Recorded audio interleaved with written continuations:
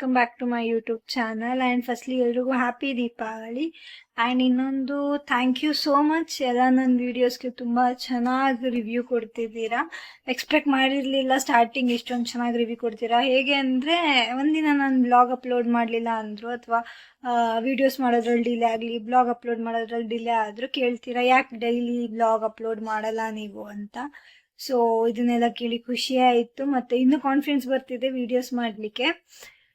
Try ಮಾಡ್ತೀನಿ, ಹೇಳಿದ್ನಲ್ಲ ನಾನು ಎವ್ರಿ ವೀಕೆಂಡ್ ಅಪ್ಲೋಡ್ ಮಾಡ್ತೀನಿ ನನ್ನ ಲಾಂಗ್ ವಿಡಿಯೋ ವ್ಲಾಗ್ದು. So thank you so much.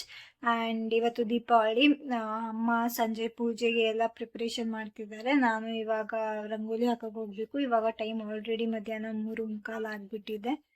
So rangoli ಹಾಕ್ಬಿಟ್ಟು ನಾನು ರೆಡಿ ಆಗಬೇಕು. ಬನ್ನಿ. ಇಲ್ಲಿ ರಂಗೋಲಿ ತೊಗೊಂಡು ನಾನು ರಂಗೋಲಿ ಹಾಕ್ಕೊಳ್ಳೋಣ ಅಂತ ಹೋದೆ, ಯಾಕಂದರೆ ಅಮ್ಮ ಪೂಜೆಗೆ ರೆಡಿ ಮಾಡ್ಕೊತಿದ್ರು. ಅವ್ರು ಪೂಜೆಗೆ ರೆಡಿ ಮಾಡ್ಕೊಳ್ಳೋ ಅಷ್ಟರಲ್ಲಿ ನಾನು ರಂಗೋಲಿ ಹಾಕ್ಕೊಳ್ಳೋಣ ಅಂತ ಬಂದೆ. ಯಾಕಂದರೆ ರಂಗೋಲಿ ಹಾಕೋಕೆ ಮಿನಿಮಮ್ 1 ಅವರ್ 1.5 ಅವರ್ ಆದರೂ ಹಾಗೇ ಆಗುತ್ತೆ. ಸೊ ಲೇಟ್ ಆಗಬಾರ್ದು ಅಂತ ರಂಗೋಲಿ ಹಾಕ್ಕೊಳ್ಳೋಣ ಅಂತ ಬಂದೆ. ಫಸ್ಟ್ ನಾನಿಲ್ಲಿ ಅರಿಶಿನ ಮತ್ತು ನೀರನ್ನ ಮಿಕ್ಸ್ ಮಾಡಿಕೊಂಡು ಆ ಮಿಕ್ಸ್ ಮಾಡ್ಕೊಂಡಿರೋಂಥ ಅರಿಶಿನ ಹೊಸ್ಲಿಗೆ ನೀಟಾಗಿ ಸೋರ್ಕೊತಿದ್ದೆ. ಈ ಥರ ಅರಿಶಿನ ಹೊಸ್ಲಿಗೆ ಸಾರೋದ್ರಿಂದ ಮನೆಗೆ ಯಾವುದು ದೃಷ್ಟಿ ಬೀಳಲ್ಲ ಅಂತ ನಂಬ್ತಾರೆ. ಅದಕ್ಕೆ ಇದನ್ನ ಸೋರ್ಕೊತಿದ್ದೆ.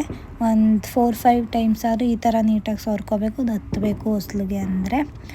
ಮತ್ತು ಲೆಫ್ಟ್ ಆ್ಯಂಡ್ ರೈಟ್ ಸೈಡ್ ಬಾಗಿಲು ಲೆಫ್ಟ್ ಆ್ಯಂಡ್ ರೈಟ್ ಇರುತ್ತಲ್ಲ, ಅಲ್ಲಿ ಚಿಕ್ಕದಾಗಿ ಸರ್ಕಲ್ ಮಾಡಿಕೊಂಡು ಅದರಲ್ಲಿ 5 ಕುಂಕುಮದ ಚುಕ್ಕಿ ಮತ್ತು 4 ಅರಿಶಿನದ ಚುಕ್ಕಿ ಇಟ್ಕೊತಿದ್ದೀನಿ.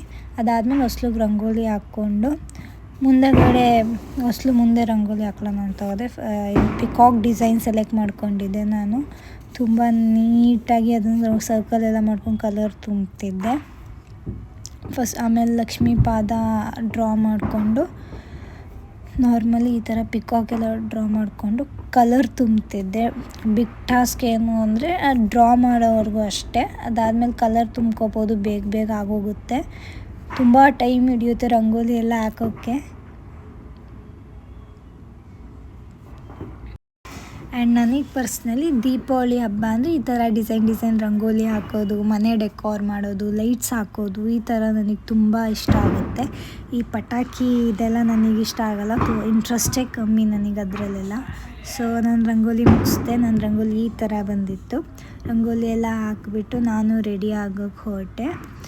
ಯಾಕಂದರೆ ಪೂಜೆಗೆಲ್ಲ ಅಮ್ಮ ರೆಡಿ ಮಾಡ್ತಿರೋದ್ರಿಂದ ನನಗೇನು ಕೆಲಸ ಇರಲಿಲ್ಲ. ಸೊ ನಾನು ರೆಡಿ ಆಗಿಬಿಟ್ಟು ಬಂದೆ. ನಾನು ಈ ಥರ ರೆಡಿಯಾಗಿದೆ. ಆ್ಯಂಡ್ ಇದಾಗಿತ್ತು ನನ್ನ ಔಟ್ಫಿಟ್.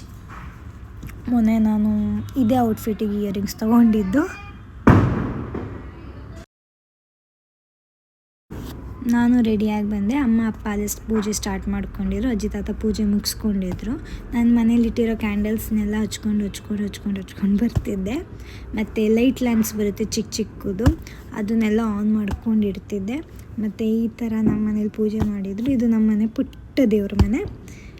ಎಲ್ಲ ಮುಗಿಸ್ಕೊಂಡು ಬಾಲ್ಕನಿ ಕಡೆ ಈ ಥರ ನಾವು ಲೈಟಿಂಗ್ಸ್ ಎಲ್ಲ ಹಾಕ್ಕೊಂಡಿದ್ವಿ. ಪ್ರತಿಯೊಂದು ಪಾಟ್ ಮುಂದೆ ರಂಗೋಲಿ ಹಾಕ್ಕೊಂಡು ಕ್ಯಾಂಡಲ್ಸ್ ಹಚ್ಚೋದು ಅನ್ನೋದು ತುಂಬ ಇಷ್ಟ ಆಗುತ್ತೆ. ಪೂಜೆ ಎಲ್ಲ ಮುಗಿಸ್ಕೊಂಡು ಎಲ್ಲ ದೊಡ್ಡವ್ರ ಕಾಲಿಗೆ ನಮಸ್ಕಾರ ಮಾಡ್ಕೋತಿದ್ವಿ. ನಮ್ಮ ಮನೇಲಿ ಇದ್ದು ಪಕ್ಕ ರ್ಯಾಂಡಮ್ಲಿ ಮಾಡ್ಕೋತಾರೆ ಎಲ್ಲ ಹಬ್ಬದಲ್ಲೂ.